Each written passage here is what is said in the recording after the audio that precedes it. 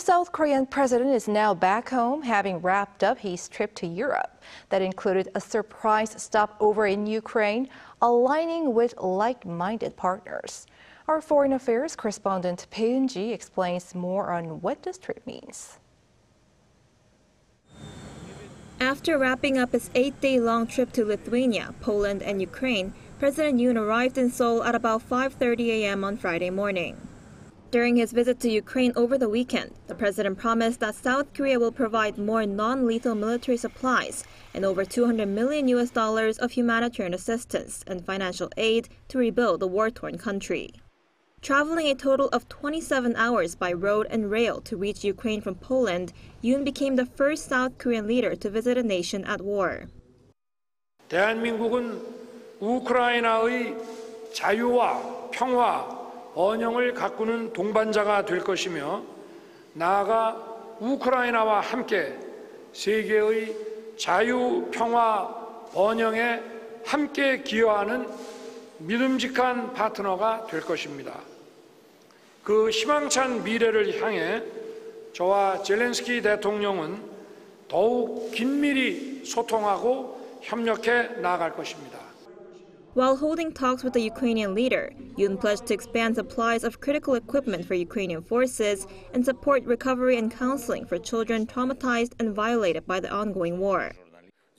Specifically, we can happily conclude that an agreement on the transfer of specialized vehicles and technical equipment, including for demining, is already being implemented.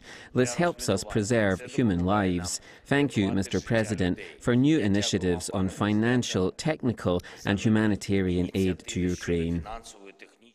President Yoon declared a new aid package to expand Seoul's military, humanitarian, and reconstruction assistance. In terms of humanitarian aid, Seoul plans to increase its annual contribution this year by 30% on year to $150 million. Yoon also noted that around $100 million has been allocated for long-term low-interest loans and a bilateral MOU to fund Ukraine's various reconstruction projects. Meanwhile, pundits say the surprise visit to Ukraine could be part of South Korea's efforts to strengthen security cooperation with the U.S. and Japan ahead of their trilateral summit that could possibly take place next month in Washington. By strengthening trilateral ties between South Korea, U.S. and Japan, the Yoon administration's diplomacy has been focused on playing its role as a global pivotal state within the international community. While doing that, it has also been strengthening cooperation with NATO. Leaders of all three countries have now visited Ukraine.